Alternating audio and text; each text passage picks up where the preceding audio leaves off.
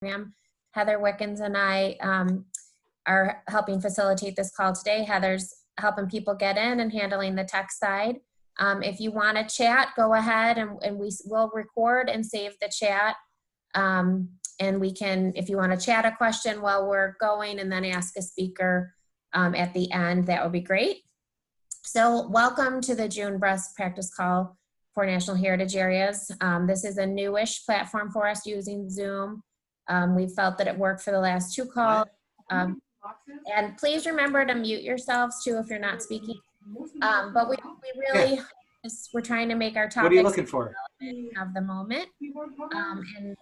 And this call is about racial justice. I unpacked the... we're hearing somebody who's doing some unpacking. If you can, everyone remember to mute. Heather just muted all participants. Okay. So anyways, great. We're excited and I'm gonna go ahead and launch. Jim from Freedom's Frontier is going to share with us more about a program that they're doing, and one of their partners is going to share as well. Go ahead, Jim. Good afternoon, everyone, or good morning for some of you. It's great to see your smiling faces, and it's great to participate today. I'm going to be very brief.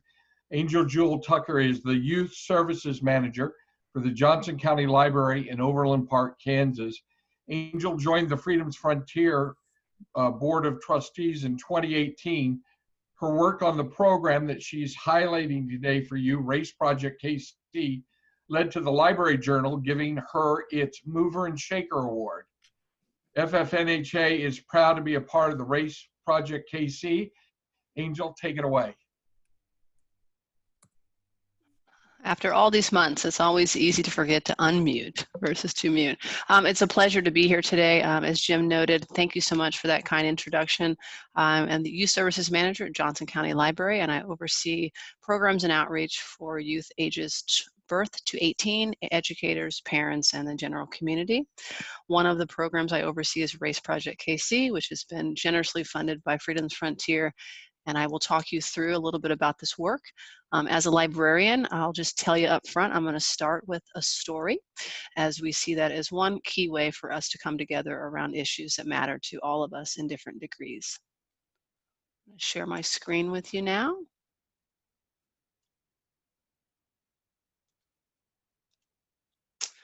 So does race matter? To confront racism, we have to ask this question. And in a room like this, a Zoom room like this, we may all likely say, yes, race absolutely matters. But then again, maybe some of us wouldn't. Some of us may say race matters, but it shouldn't. Or race doesn't matter at all to me. I don't see color. Or some of us may say race isn't as important as social economic differences. Some of us may even say, oh, here we go again, playing the race card.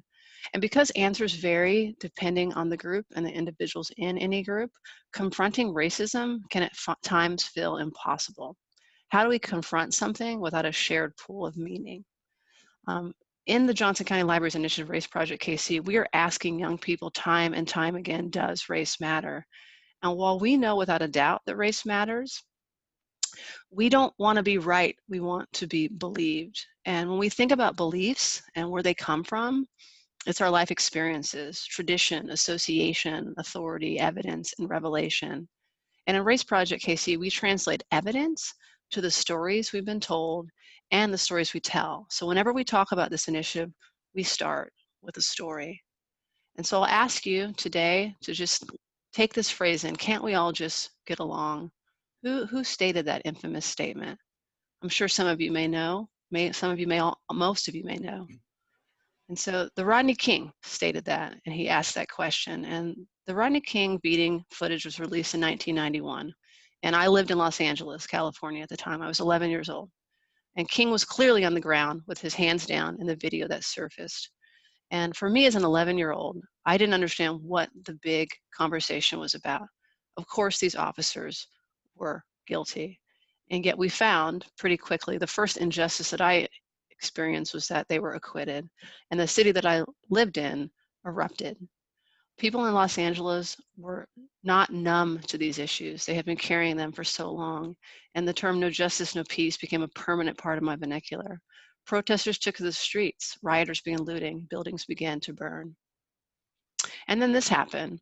Reginald Denny, a white construction worker, was pulled from his truck and severely beaten. I was in an after-school program with a large group of other students, and together we watched this very scene live, not via Twitter, not on the internet, but live via a helicopter recording. And my confusion turned to overwhelming anxiety.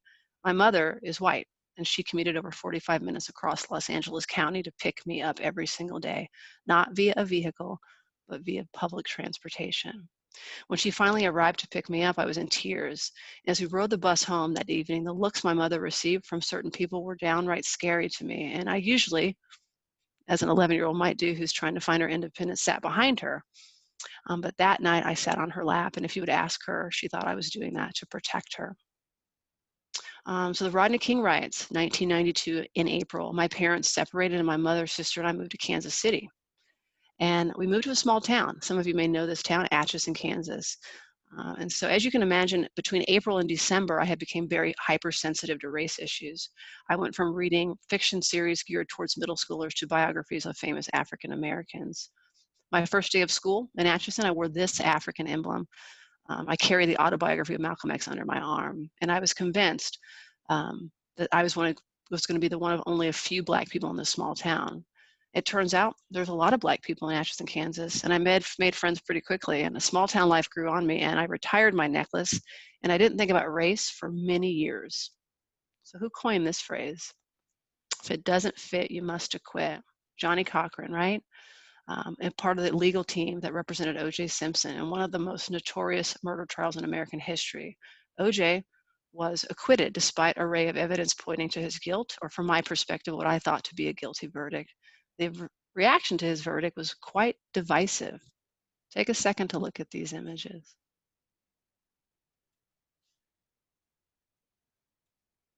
Similar to the trial of the 4 officers that were recorded beating Rodney King, I was adamant that O.J. was guilty. From my perspective, I'd grown up in Los Angeles and I knew things about him. And when it was read that it was not guilty in my classroom, 10th grade, we watched it live again on television, and students either cheered, they were Black, or gasped, and they were white. They sat in silence. And it was in this moment that I realized I lived in a town with a division street, literally. This is a photograph of an actual street sign in Atchison, Kansas. While there was plenty of Black people living in Atchison, 80% of the Black people lived in a pocket northwest of Division. And I didn't understand why, but I had a revelation in those moments after the O.J. Simpson verdict was read. I knew that this street represented something.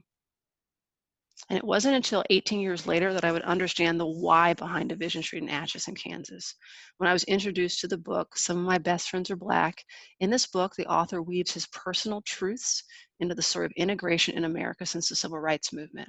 It's divided into 4 parts, and the book examines the author's own schools in Birmingham, Alabama, neighborhoods in Kansas City, the workplace, and the most segregated day of the week, Sunday, church.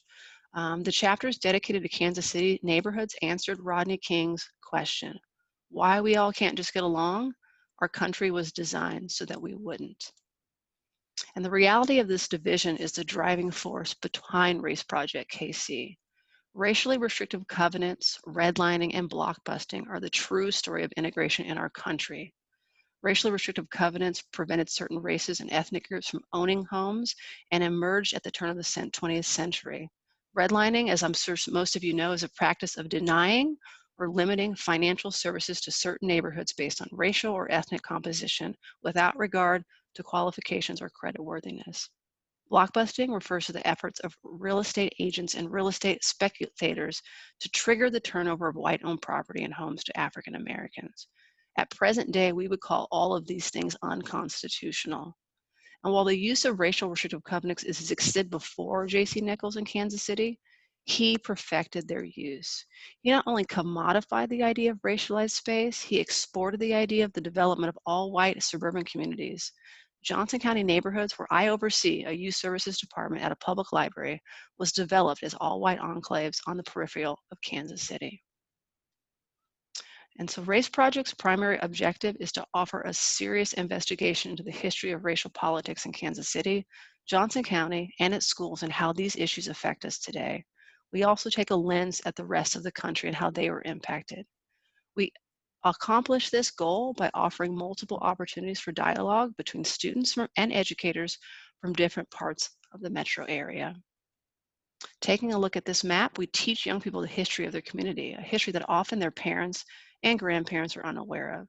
This is a map of Kansas City. We are revealing that this division is not by happenstance.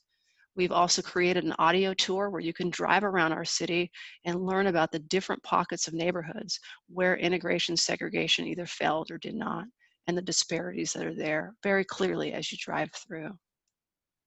We're revealing to students the demographic differences of their schools. These two schools are 9.6 miles apart. You know, if you look at the demographics, which one do you think sits in one of J.C. Nichols' all-white enclaves? Shawnee Mission East is 85% white and 0.8% black, whereas Wyandotte High School is Latino by 57%, and you've got black at the 27 mark, and our white population being the most, or the least, excuse me. We are giving students time to get to know each other, students that would normally, while in high school, never come in contact. To date, we have impacted over 1,500 students, and this year we had 4 cohorts made up of 12 schools. They meet on a regular basis. Events range from identity workshops, art workshops, history content, and also the development of what it means to build empathy and understand their own bias. We additionally hold an annual symposium that features author Tanner Colby, who wrote Some of My Best Friends Are Black. He's returned to Kansas City 5 years since his original visit, and we also bring in other authors and activists for students to engage with one another in workshops of their choice.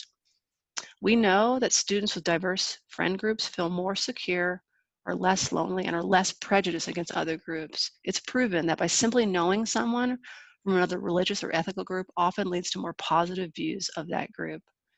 We know that the result of our election and the upcoming election are having a profound negative impact on schools and students. And so we understand that while we have a division, we can come together outside of our schools, we can see empathy grow and potential growth for our country.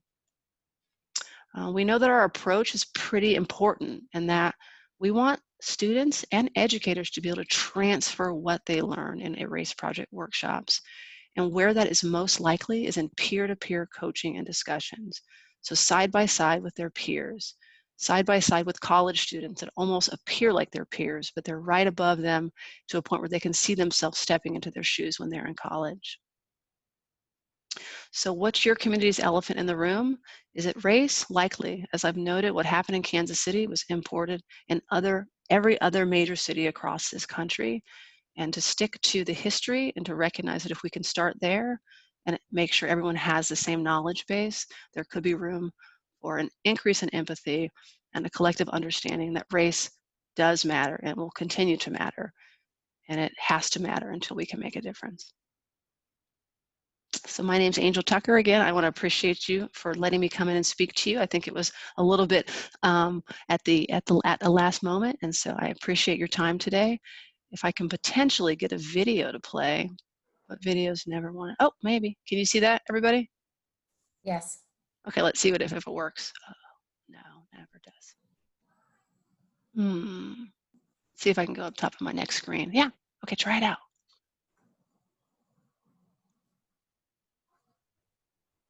Or maybe we could also share this and people can watch it after as well. If it's. Can you hear it? You can't hear it. You can't hear it? No. I'll share the link with everyone, Okay, cool. Angel, so they can have it as well. I'll put it in. Yeah, we can put it in the chat. Thank you so much. I really appreciate this presentation. Thank you, guys. Fully put together. Heather Hodge, you have a question, and you could ask it while I'm getting your slides up. Thank you. Let me put myself back on. That was great. I had 2 questions. What ages are the students, and is the program aligned with curriculum standards for social studies in the school district? So the age group that we're targeting or aiming towards bringing together is high school students, 9th through 12th. We have worked in the past with a sociology teacher at the Blue Valley schools to create a curriculum around the concept of what the history means and how it impacts those in that sociology framework. We've also worked with Penn Valley Community College to create curriculum around different venues within that scope. But working directly with schools is something that we foresee increasing as we really in the last, ever since, I'll be honest, since May with George Floyd, we've been inundated with people wanting to work with us. So we see that as an opportunity to work towards something in the future. Thank you. Great. Thank you. Heather, take it away. All right, good afternoon, everyone. I am coming to you from a very unattractive hotel room, but it's a pleasure to be here with you, and I apologize that right after this I have to jump off the phone. I'm actually at home to close out my father's estate, but I know this is an important topic, and I wanted to share some of the work that we have been doing under the auspices of sharing best practices and thinking about how you approach responding to these issues from the perspective of where we sit as executive director. And just to give you a sense of, what's come across the transom for us in the last few months, in addition to having to pivot to deal with the pandemic concerns, we also saw wave after wave of issues relating to racial and social justice that a wide range of stakeholders wanted us to get involved in because they happened here in the Gullah Geechee corridor. So that includes the horrific murder of Ahmaud Arbery. I don't know if many people know he was Gullah Geechee. His family has deep roots on St. Simon's and Sapelo Island, so he is a community member. We had, of course, citizen protests here in Charleston. We also experienced a few weeks ago the 5th anniversary of the massacre at Mother Emanuel, which happened in downtown Charleston. And some of you may have been following the news around the city of Charleston's decision to finally remove the statue of John C. Calhoun, which had long towered over downtown Charleston. So for us, this issue ended up going in a lot of different directions, and we had to think about how we respond in a way that was meaningful and substantive, and that addressed the concerns that our stakeholders were interested in hearing from us about. Next slide.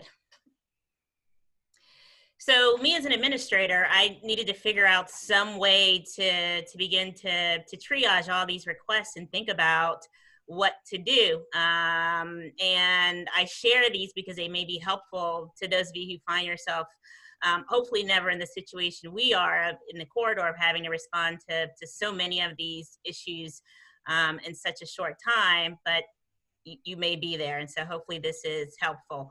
The first thing we always have to keep in mind are what are some of the guide rails.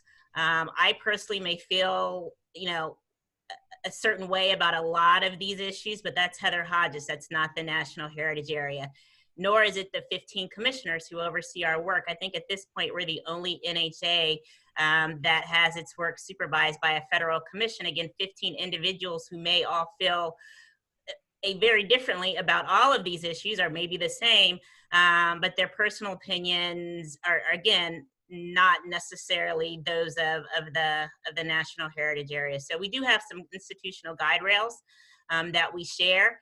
I mentioned the ban on lobbying, and I'm seeing some confused faces, and that's because a lot of times stepping into these issues, part of that advocacy for community members is around legislative reform. A good example is Mr. Arbery and his family, who have been very vocal proponents for passage of hate crime legislation in Georgia. Georgia didn't have a hate crime bill until 24 hours ago. So because of our platform report, because of how visible we are, often part of what community members and stakeholders want for us is to wade into that arena, which we cannot. We also have a management plan, a statement of work, partnerships in place.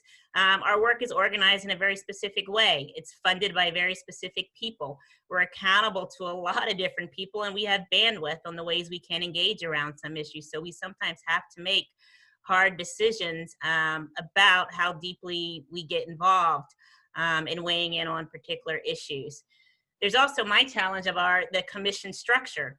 Sometimes staking out advocacy positions, which is what people want us to do, requires some internal deliberation. I'm also hamstrung by the fact that they only get together 4 times a year. So if part of what people want is for us to come down on one side or the other of an issue, Heather Hodges can't often do that unilaterally. You have to get the commissioners together and take them through this process. So the ability to respond rapidly in the ways that people want sometimes is just hamstrung by the organization.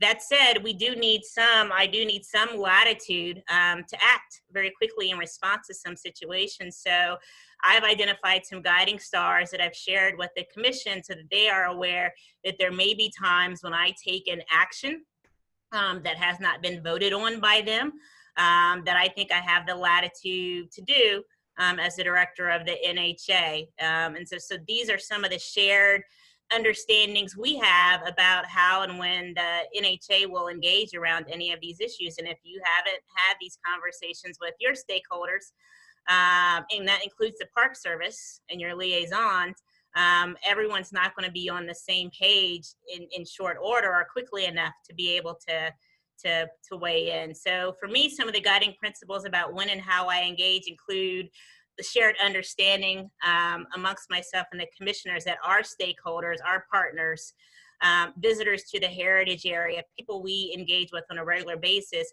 are broadly interested in questions of racial injustice and balancing out historical narratives. We accept that as a given, that people want us to wade into those conversations.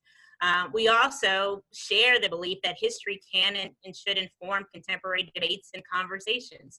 That history doesn't always come through when you see a newspaper article about something like John C. Calhoun. And so someone has to play the role of educating people more generally about who he was and why is this such a controversial statue.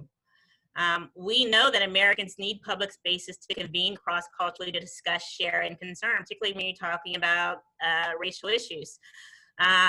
There need to be those places where people feel comfortable coming together and asking difficult questions, hearing hard truths from their neighbors, and learning. And NHAs, we are a platform for doing that. I also believe as a principle that NHAs provide important platforms for amplifying marginalized voices, histories, and experiences. That for me is, it's existential. That's why the Gullah Geechee Cultural Heritage Corridor exists where it does, because for a long time, the history and culture of Gullah Geechee people was elided over. It was not shared. There was no one place or point of entry for people to go and hear the stories. And so part of our work is about making spaces for those marginalized voices to enter the conversation.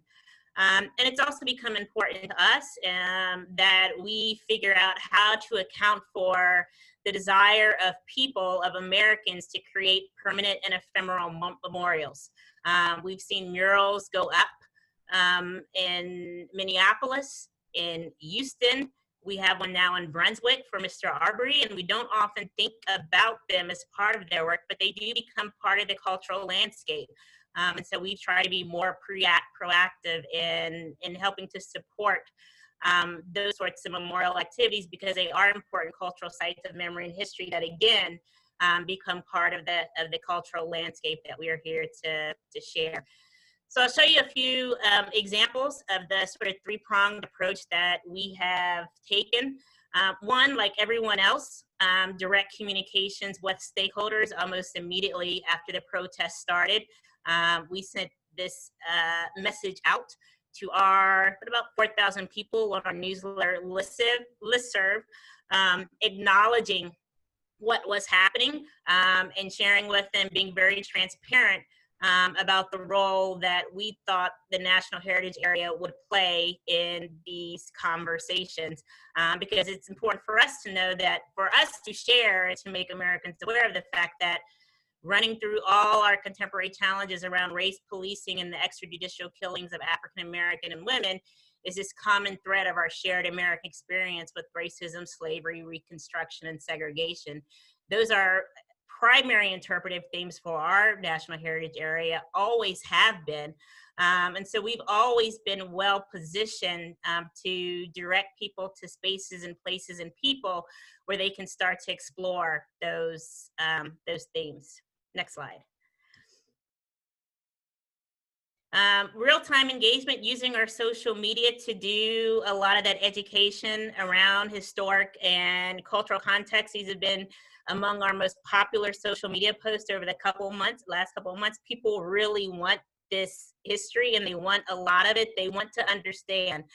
They're not afraid of nuance. They want to really understand not just the roots of the controversies they're seeing, but they want to know that they want to hear from other perspectives. Next slide. And so, we've taken on some really difficult topics. In the background of the murder of Ahmaud Arbery is Georgia's long history of slave patrols, lynching, and policing. A lot of Americans have never heard of slave patrols. A lot of white Americans have never heard of slave patrols, I should say. But for African Americans, that history informs everything that they see. And so, part of the problem of dealing with systemic racism is, white Americans tend to want to look at these incidents in isolation and try and analyze what happened in any particular case, whereas African Americans take a longer and broader view. And so they see what happened to Ahmaud Arbery and they immediately see a lynching. They immediately think of slave patrols. They immediately think of the roots of policing in this country, or rather the policing patrols in this country being the roots for groups like the KKK. And so we have taken on these issues and people have been very appreciative, and you can see how they are sharing them because we can't underestimate how little non-African Americans know about this history. I think we can't overestimate how many people are interested in learning it. Next slide. And again, direct support for these permanent ephemeral community murals, I should say memorials. This is the memorial to Ahmaud Arbery that went up in Brunswick a couple weeks ago. In the bottom right-hand corner is his dad, his aunt, and his uncle. I personally helped to provide the paint for this memorial. It was something that was important to me. And they needed the money right away, so I just paid for it. But as an NHA, we have really used our platform to call attention to the ways that the community is using this mural to make sure that Mr. Arbery is not forgotten. This is actually downtown Brunswick, a few blocks from Charleston, and to literally put him on the cultural landscape down there. And in the next slide, you'll see sort of what that starts to look like. These are Gullah Geechee children, young adults who belong to bike clubs in Brunswick and Atlanta, and who went down to Brunswick last weekend, rode 25 miles around Brunswick, 1 mile for each year of Mr. Arbery's life, and then met with community members, people who knew him, at the memorial and in his community. So we really do see these memorials as being important cultural and historic touchstones in the national heritage areas, in a way to keep these conversations moving forward and to help community members think about how they start to process and memorialize this history. Next slide. We do our own ephemeral memorials. For example, for Mother Emanuel, because of COVID-19, normally there would have been a church service at bigger memorials downtown. That wasn't going to happen. A lot of them moved online, and we created space also on our Facebook, on our social media page, to create an ephemeral memorial and allow people to share. A lot of members of the congregation were in the comments. People who lived in Charleston during that time shared their experiences. We shared information about the lives of everyone who was murdered that night. And again, you see people sharing it. There is going to be a continual need for memorialization of these events. And it may not always be possible to do it in person or to erect more permanent memorials. But since this happened in our national heritage area and it impacted people that we knew personally, we thought it was important that we create a memorial space. Next slide. We've also had partners reaching out to us, wanting to know how they can help, wanting to know how they can get involved in these programs. Again, we're dealing with COVID-19 and not being able to bring people together. But we are trying to generate relevant, in this case, online programs to talk about some of these issues around racial equality and racial injustice. And you can see the sort of wide range of partners we have coming in on this particular program. But this is something we've always done, is sort of push the needle on, particularly with our history talks, on the types of conversations we want to have. And we've just seen recently a real enthusiasm among our partners for taking on issues like reparations in the South, which is not something that people spend a lot of time talking about if they're not African American. But the range of people, we have almost 100 people registered for this, and I'm surprised at how many are museum curators, interpretive staff, people who are on the front lines of sharing history and heritage, interested in having these conversations. So we'll do that talk on Saturday. You all are welcome to join us. It's 2 to 4, and again, we've got about 100 people, but we can hold 250. And the weeping time in particular, if you want to go to the next slide, that actually is another memorial that we support. So the weeping time refers to the largest single slave sale in U.S. history, 436 Gullah Geechee men and women children sold off of the Butler plantations in Darien and St. Simons over the course of 2 days in Savannah, Georgia. It rained the entire time. It's called the weeping time. It is history that was long forgotten until community members organized themselves to create memorials in Darien and in Savannah. And we have directly, financially, in other ways supported these important projects because, again, these are parts of the cultural landscape that people want to highlight, and we are going to support their efforts, including with these new memorials. I think I have one more slide. Yes, right. So part of today's discussion was on Juneteenth, and you noticed I have not mentioned Juneteenth, and that is a historic artifact of the fact that most Gullah Geechee people began to be emancipated shortly after January 1st, 1863. And Gullah Geechee people have historically celebrated emancipation on Watch Night. So December 31st is when they would have a Juneteenth-like celebration called Watch Night and Emancipation Celebration. And so we have, for the last 3 years, really tried to re-energize this particular tradition. This is last year's celebration. It was at Morris Brown AME Church in Charleston. It drew about, I say 300 people, the pastors say 400, but it drew a broad cross-section of people who were interested in learning about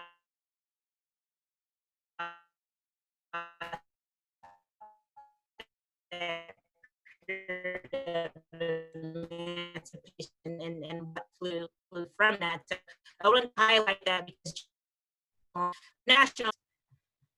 Thank you. Thank you, Heather. That was wonderful. So we'll move right along. Well, Heather, since you have to go, are there any quick questions for Heather? You can put in the chat, or I know you have to move along. Thank you for taking the time to join us. Yeah, you're welcome. Thanks, everyone. Thank you, Heather. Good luck with anything with your dad's estate. I know Thank you. that's, Absolutely. we feel for you. Thank you. Bye-bye, everyone. Bye, Heather. Thank you. Well, moving along up to Georgia, or including Georgia, to Arabia Mountain, and we'll hear more about Juneteenth. Thank you. Well, good afternoon, everyone. It is a delight to be on this call. You can see I am joined by my chief storyteller, Sarah Lau, and our communication manager, Zach, are also on. And so today we just want to briefly share a little bit about our racial injustice statement and where it's led us to as an opportunity, and then what we undertook on Juneteenth in particular.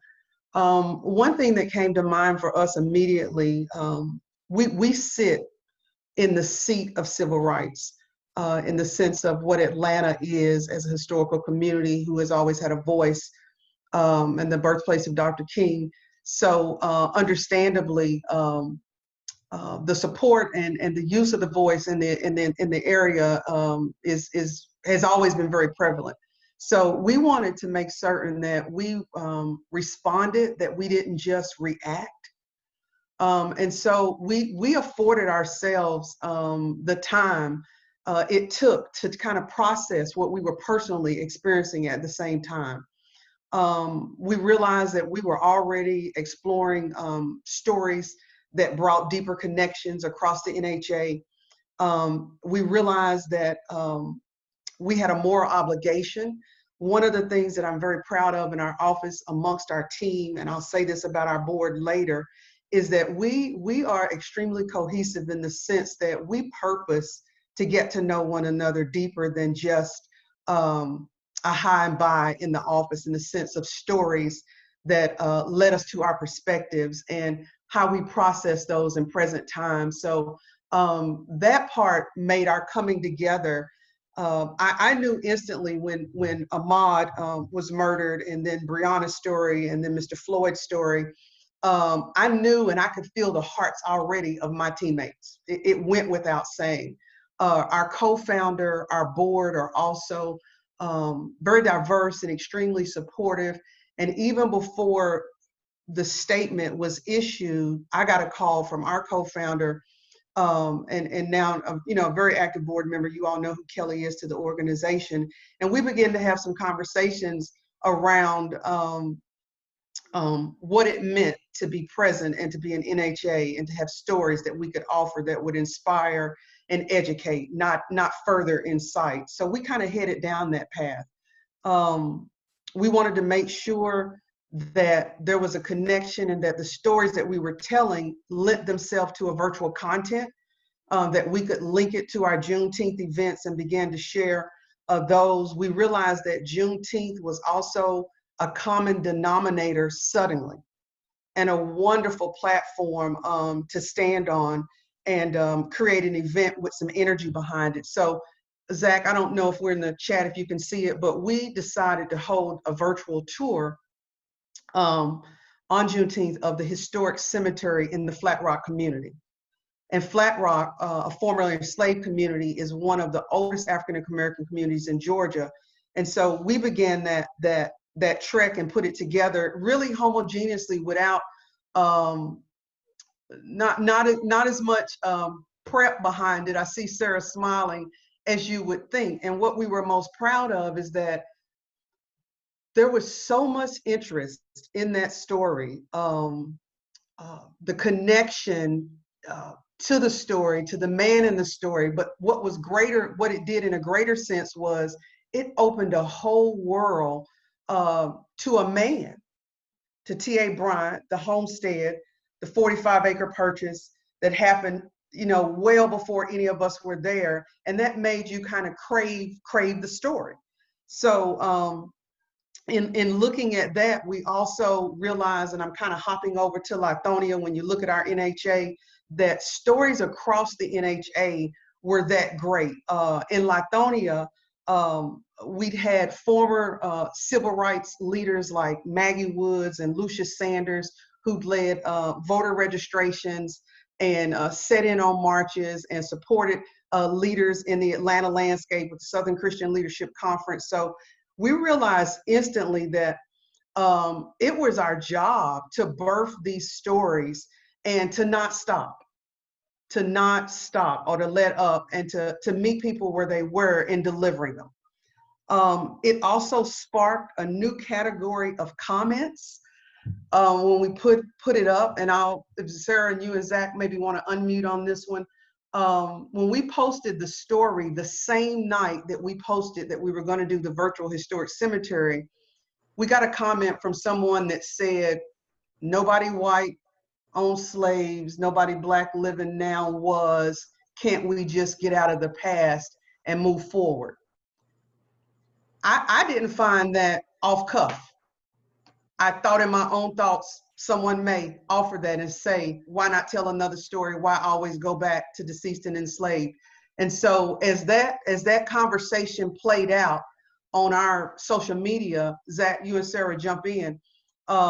It was interesting. It was a deliberate, it was an intentional conversation. It was educational, and a lot of people weighed in a very respectful way.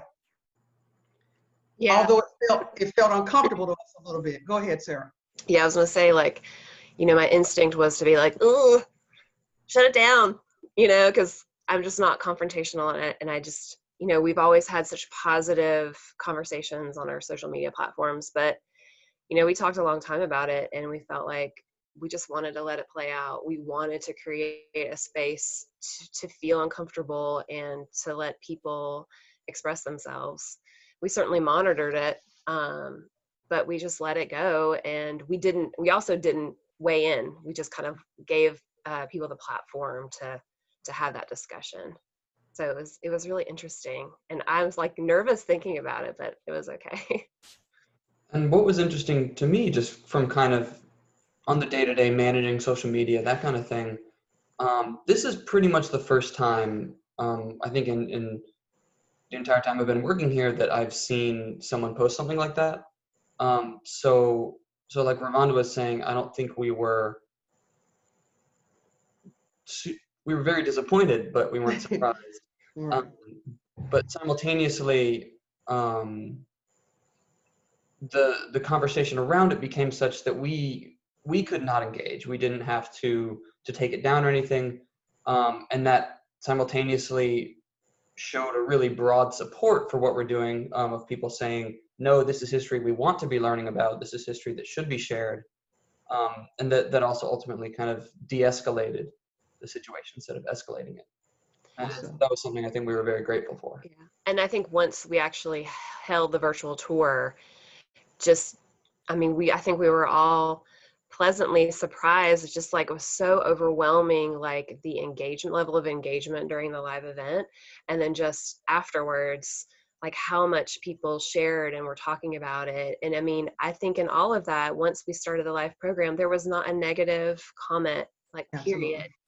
Absolutely. And Zach, you can share like what the numbers looked like, but it was like, we were so happy. It was really, really great, that whole experience, even though we just kind of like, we decided to do it like less than a week before June 19th.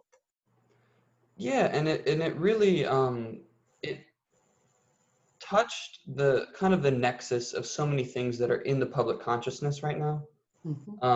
One, due to COVID, social media use is already really high. And people want to get outside without actually having to get outside, for obvious reasons. And then also, in and around Atlanta, not only have we had this national movement in response to the murders of Mr. Floyd and Breonna Taylor and Ahmaud Arbery, but then also Rayshard Brooks was killed in Atlanta as well. And so that had kind of an additional galvanizing effect on what this history is. And it's something we've talked about as well, because the story of the National Heritage Area, it's separate from, but simultaneously very connected to the story of Atlanta, and a lot of kind of the intricacies and contradictions within that. And so there really was a lot of excitement and a lot of energy around the event, as well as it being on Juneteenth. So, and we were really thrilled. The event, I think, the event itself, it reached almost 1,000 people. And then the video, just the live video, we had almost 170 people commenting on it, and people were asking questions. And this was on a Friday at midday. We even had a couple of people comment that they were kind of taking their whole team off of work for lunch so they could hop on and watch this tour. And that energy and that excitement was really, really exciting to see. And then that also gave us license, and this is something Heather touched on as well, to continue to tell and emphasize the stories that are already such an important part of the National Heritage Area. Thank you, Zach. One thing that was a real takeaway for us, and we all know this, is that communities are connected through our landscape. As we've now gone across our landscape, we see interconnected stories that we've not looked at before between the same communities in the NHA that we serve. We know communities are connected through history, through the way they used to live. For us, the granite from the mountain that was produced on this end of the country, it's a connective tissue. We know that social circles in the African American community, like those in Lithonia that stem from the Lithonia's country club, the Motor Speedway, were some of the most vivid backdrops. And they immediately conjure up stories and other places that people are willing to revisit. The Motor Speedway, for example, when we think about the things that are going on around NASCAR's conversation and Bubba Wallace, to be able to know that those circuit drivers at the same time were still experiencing that in the 40s and 50s, and that before before Atlanta was even the greater city that it is, that in these rural communities, African Americans were thriving and creating livelihoods that were worth, filling northern papers with. Sarah did some digging and began to come across a collection of northern papers, the Pittsburgh Times, Pittsburgh Courier. I think it's the Courier. And in it, we found a collection of stories that spoke to, in our area, of letting others know that we're part of the Great Migration, of the better things and the quality of life pieces that still remained in the South that you didn't have to be fearful of. We learned that right in Lithonia, that the Lithonia Country Club was on a list of 3 places, only third to the Apollo and the Royal Peacock, where legends like James Brown, Aretha Franklin, Ray Charles, and others, you had not made it until you played there. And these places were often dirt floors and not best facilities. So it gave us a renewed call to dig deeper, tell more stories consistently, to connect with the people that really want to hear, to make certain that we are also transparent. It said to us that we are also, our spaces are very trusted. NHAs have done a tremendous job of valuing stories, and we see ourselves, like the work that Angel mentioned. We just had a similar conversation about gathering and possibly being a place for activists to come and share the stories that are coming out of the protests. So I think those were some of our biggest takeaways Also, for us in the Arabian Mountain area. Also, I just wanted to add, it's a shame Heather's not on. I wanted to just give her a shout out. When we were crafting our racial justice, we kind of looked at what they had done as we were kind of figuring out, like, how do we want to structure it? How do we want to both have that kind of macro scale in terms of history and in terms of the entire country, all these things that are going on. And then also, how does it connect to the National Heritage Area? How can you engage with that history by engaging with the National Heritage Area? So anyway, I just want to say thank you to Heather, because her the Gullah Geechee statement kind of gave us a really good starting point that we pulled from. Absolutely. Jack, is that a good time to transfer to Lowell, to the larger conversation of what the Alliance of National Heritage Areas are doing, or do you want to wrap up anything? I don't want to cut you off. No, it really is, because I was about to say at the same time, I'm serving on the DEI committee, and we were already working some of these similar issues. So the backdrop and those conversations kind of help in a greater sense as well. So it's a perfect time. Perfect. Thank you so much. This was really wonderful. And this, this is one Zoom, and we need to do so much more. And I want to thank you all for sharing, and we will do more. So thank you. Lowell, take it away and kind of the larger community. Okay, thank you, Katie. Thank you, everybody. I think Angel set a good tone for this conversation at the very beginning. And while I'm not going to throw up any slides or that kind of thing, some of you have heard some of what I'm going to say here, but just to bring a little broader perspective as an alliance of national heritage areas and our role in this, and the things that Ravonda just alluded to in terms of our diversity, equity, and inclusion committee. And I underline inclusion because I've always been of the belief that if you have an inclusive college or culture, you will be diverse. you can't be diverse if you aren't inclusive of others. So, so I just wanted to talk a little bit broadly about it. First, just a couple quick things about me that I think is important, just that I think colors some of my passion about this issue. I'm a native Detroiter. Actually, and Heather's not on here, one of my late great uncles, my Uncle Frank, was a Geechee, lived to 107 years old.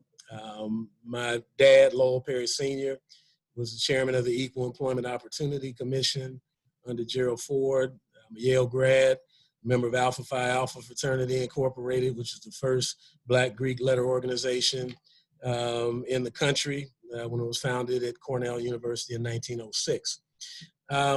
This whole topic of equal justice under law is arguably the most topical issue of the day for this entire country. And our alliance really is in a position to lead a discussion on race and social justice.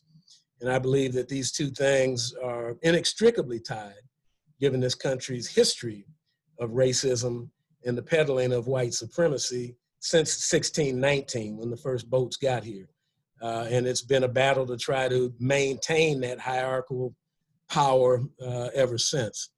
When you consider that the country was literally stolen from the indigenous, built on the backs of Black and brown people, built through the exploitation of others, this American experiment is failing currently, and it will fail if we do nothing about it. And especially those that are in a position to do things. And, you know, even though we have been told, oh, you got to be careful about being political and all that kind of stuff, this is not political. This is existential for many people. This is existential for our country, which will be majority, minority. The last number was around 2030. That continues to move closer and closer to us. I remember a few years back when it was 2050. So something needs to be done.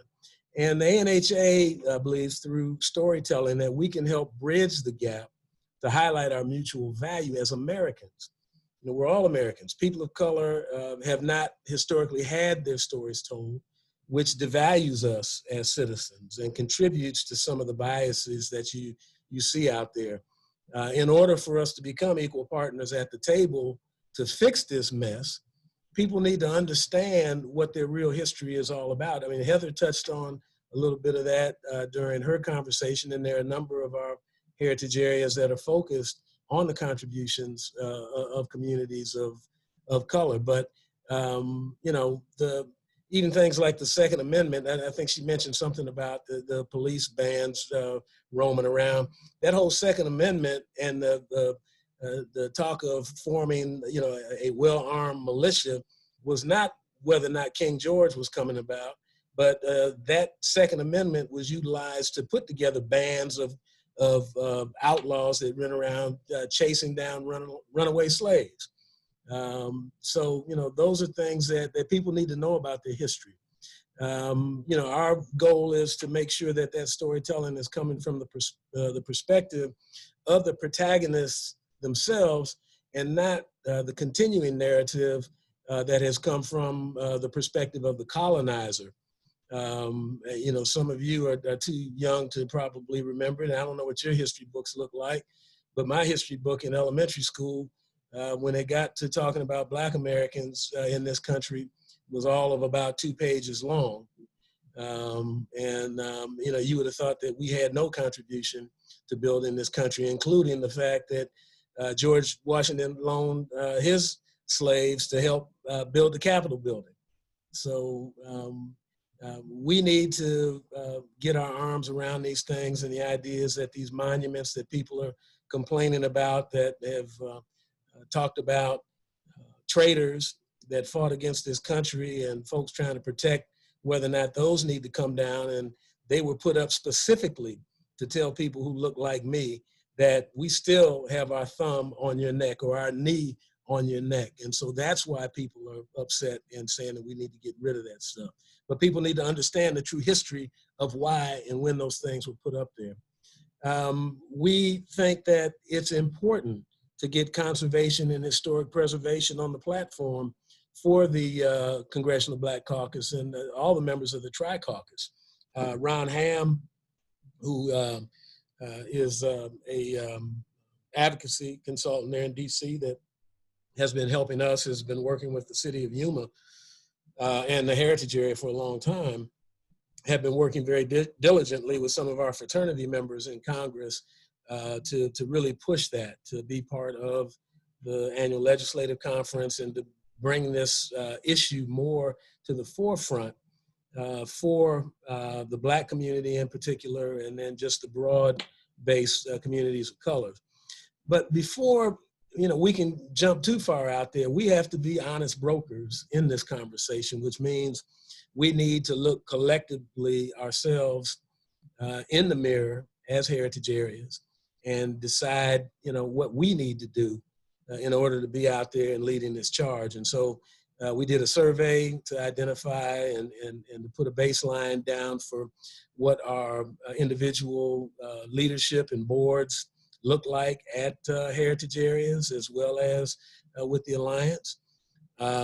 We talked about really pushing as executive directors with our organizations a commitment to encourage the board to read some books on history dealing with race and coming to grips with the reality of white privilege, and to have internal conversations and look for ways to be leaders locally on this issue. And a shout out to Shante Daniels, Heather, Ravonda, and others who contributed some information that we are passing along to all of the board members within the heritage area. In fact, my last board memo for our board meeting we just had earlier this month, we gave them that list and challenged them, and I will be coming back to them to see who has and who has not followed up on that. And I admonish all my colleagues on this call to do similarly.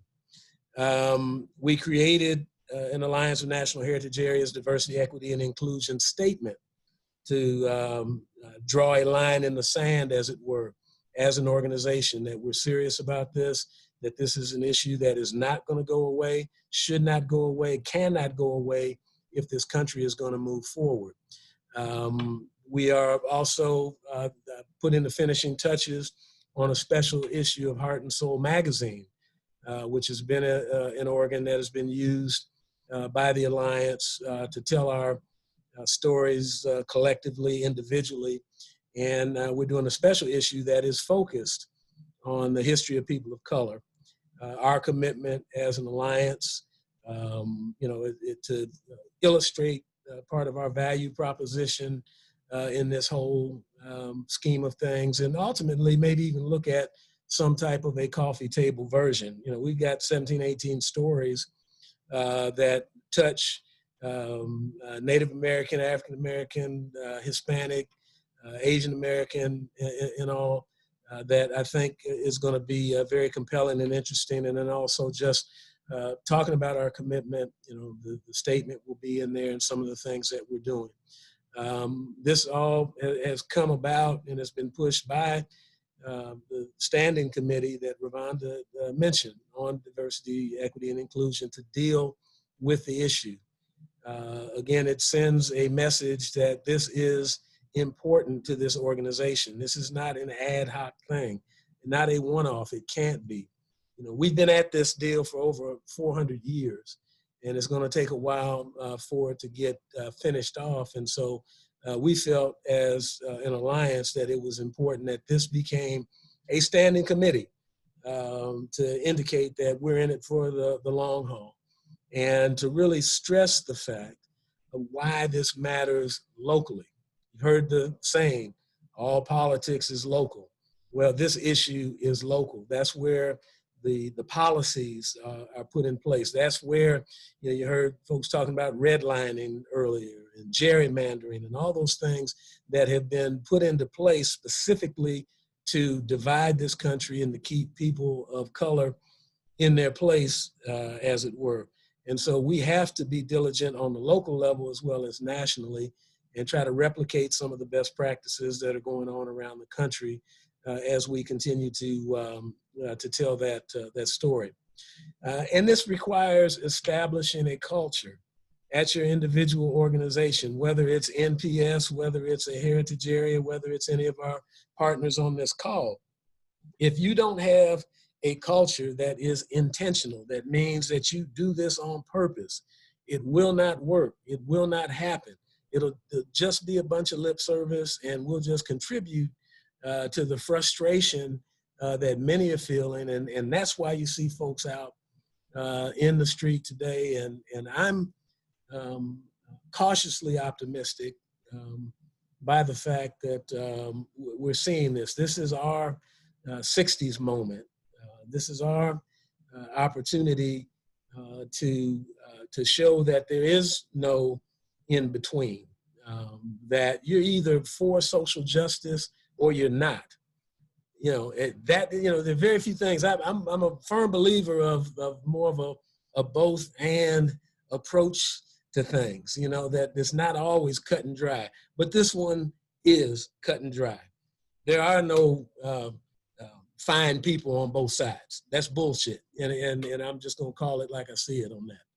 I'm gonna just kind of finish here and open it up to any questions on the fact that, you know, race is a manufactured thing. It was designed specifically to do what it is doing, and that is to divide us. There is no scientific basis for race. And I believe also that race is a virus that does consume its host. And it is consuming its current host, which is this country. And if we don't do something about it, it will complete its task, and we will go down together. I've always talked to the groups, especially young people, about a potential civil war coming between the haves and the have-nots in this country. And we're in danger in that. If you want to hear more about, you know, just some of that, the whole idea of race as a virus, check out my LinkedIn site. I did an article called "Two Viruses," you know, that are infecting America today. And so lastly, I'll just say, you know, this threat is real. We are threatened as a people, as a group, individually, and we cannot be on the sidelines. We cannot be timid about this. If you were ever timid in the past and concerned that, oh, I want to be careful about making people uncomfortable and this, that, and the other, we can't afford for you to be that way. And so that's kind of my approach as the chairman of this committee, in working with my colleagues across the country and being able to tell our stories to make this a more broad conversation for people to understand, oh, that's why people are so frustrated. Maybe we can begin to meet each other halfway. And this whole idea of, oh, I don't see color. No, when you say that, you're saying you don't see me. You know, color is an issue because it's been an issue in this country for 400 years. So let's get after it. And Katie, thank you for inviting me on. Thank you so much. I really appreciate all our speakers for sharing so much. We've gone over an hour, but I would like to give an opportunity for questions. So go ahead and either put in the chat or raise your hand or just speak up if you want to ask a question to any of our speakers. This is a really important dialogue, and I'm glad we're having it. And as everyone has said, we'll continue having it. We do have some opportunities to from the Park Service, some of the interpretation and education folks will be sharing on a future best practice call, some of the materials for helping people have conversations that maybe they are uncomfortable having, helping your staff, you know, this kind of conversation about social media, how to moderate or engage or share more deeply. So the Park Service has a lot of tools online. I have shared them in the most recent newsletter that was sent out last Thursday. Check your junk mail if you missed it. So, you know, we're here as your Park Service partners as well. I really appreciate all the work that everyone's doing out there. And any questions? This is recorded, and I'll be sure to share it out. So those who weren't able to join us now could continue on in this conversation. Again, always reach out to myself or Heather or Sarah from Arabia Mountain, if you want to be a speaker on a best practice call, we want to hear from everyone and give people this platform to share the great work that you're doing and collaborate. And I think it's obvious that you are doing great work and collaborating. And thank you. I don't see any questions. Anybody pipe up? Go ahead. Peter says, great presentation, everyone. So yeah, you guys covered things so completely that people aren't having questions right now. But my best to all of you, and please stay healthy and well and keep up the good work, I guess, is if there aren't any questions. Oh, Liz V. Meyer, question. I was wondering, Arabia Mountains, was this the first time you did a Facebook Live? And if so, will you kind of continue it as a platform or a method? I think, so I guess I've been with the organization the longest. I feel like that was our very first Facebook Live that we did. And we actually just had a conversation about continuing highlighting Flat Rock in particular with a maybe monthly Flat Rock Friday virtual tour during lunchtime. Because there's, the cemetery is just a small piece of that story, and we have a lot of sites within the National Heritage Area to share with people. So I think given the response and the engagement that we had, we have to do it again. I mean, it feels like a no-brainer for sure. And I think that question, although it seems super divisive, maybe the spirit of it was, can't we all get along? Like, and I think you let the conversation flow is important, because people do need a platform to come together and they have a deeper understanding of where each person's coming from. Yeah. So thank you. Yeah, you're welcome. Well, I guess if there aren't any other questions, I really do want to, again, say thank you to all of you who shared, and thank all of you for the hard work that you're doing, and it really means a lot. And thank you.